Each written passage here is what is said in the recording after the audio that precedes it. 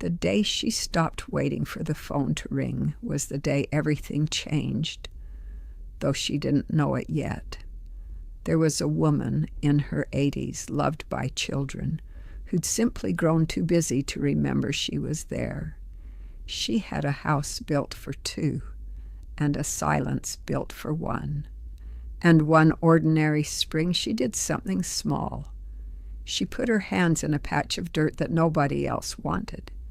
This is the story of what grew there, and what grew back in her. Hello, I'm Eleanor.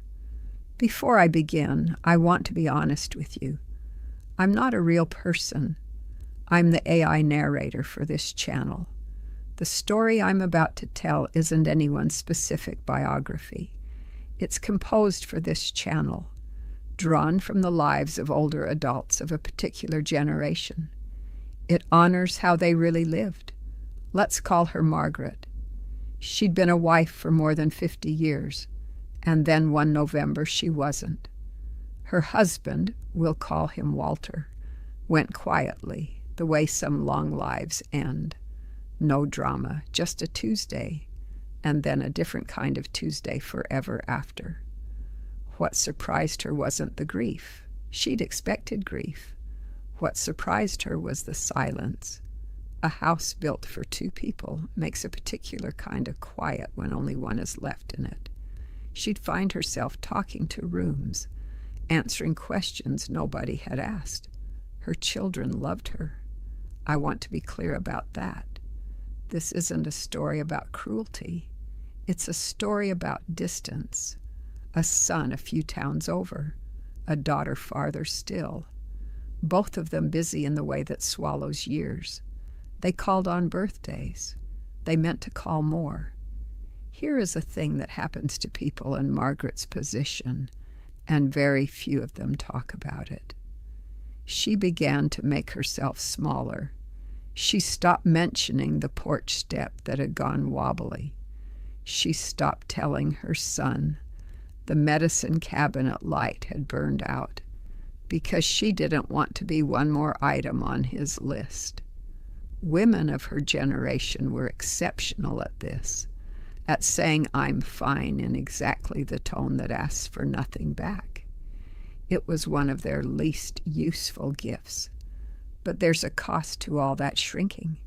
When you make yourself small enough to be no trouble, you slowly disappear. Not to your children, you're still their mother. You disappear to yourself.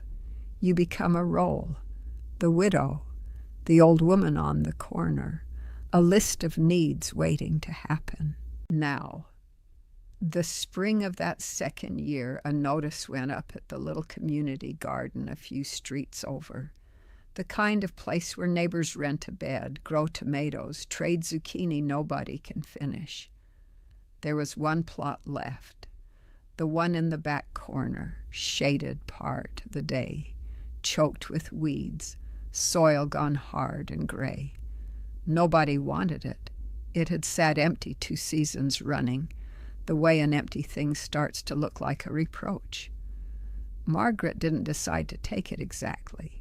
She walked past it one Thursday, and something in her, some old stubbornness she thought she'd buried with Walter, looked at that sorry patch of dirt and thought, I know what it is to be the thing nobody picks. Let's see what we can do. She filled out the little card.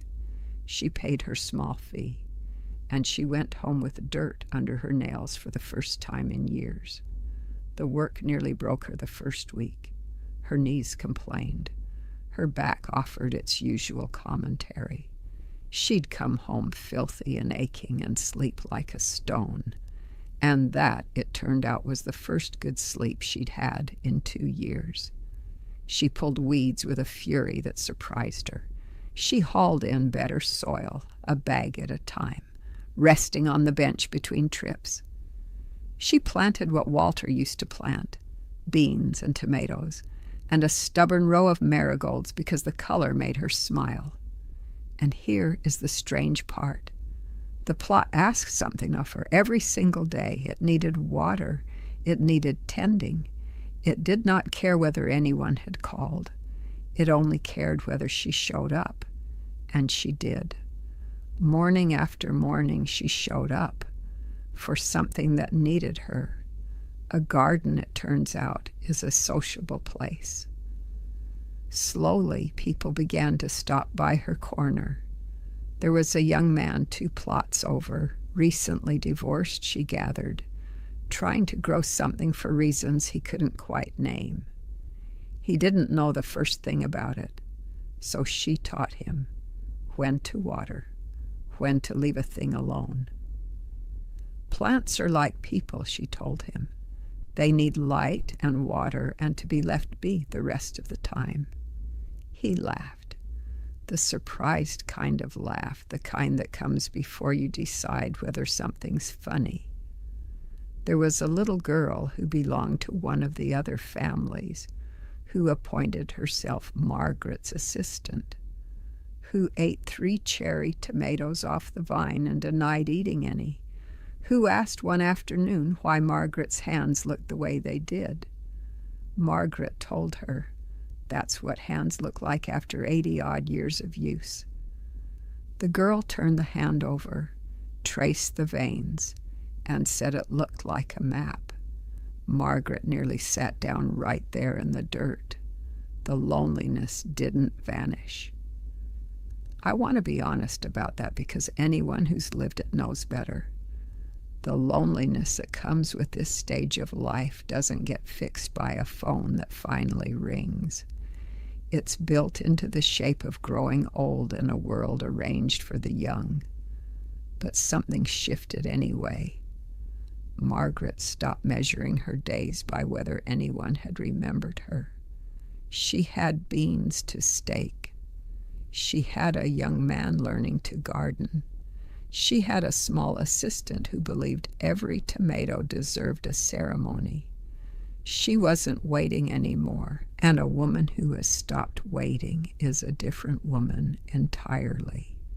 Not because she stopped loving her children, because she'd found something that loved her back by needing her. The simplest, oldest arrangement there is. Her son called that summer. He didn't know anything had changed.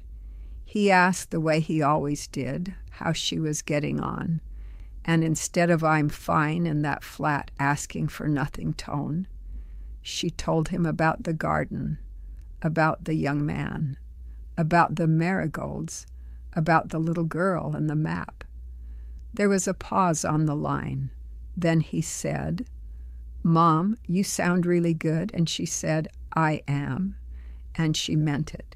He came to visit the next month, not out of guilt, because something in her voice had changed.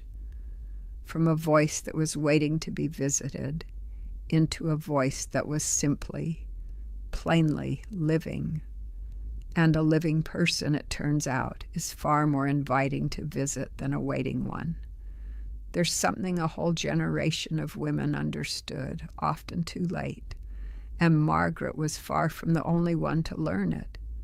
You cannot make your children see you.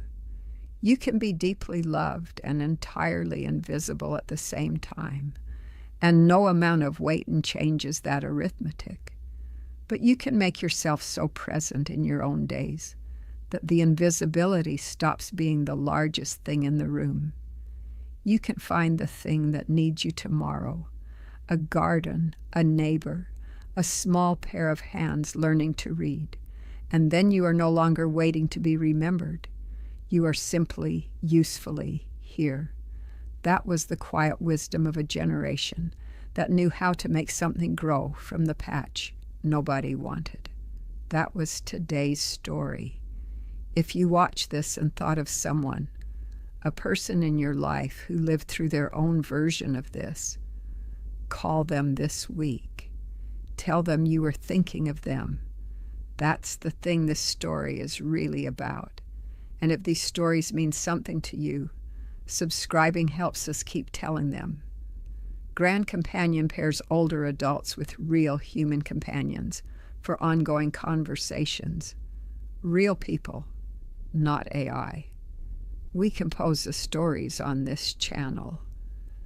but our service is built on real human relationships. Until next time.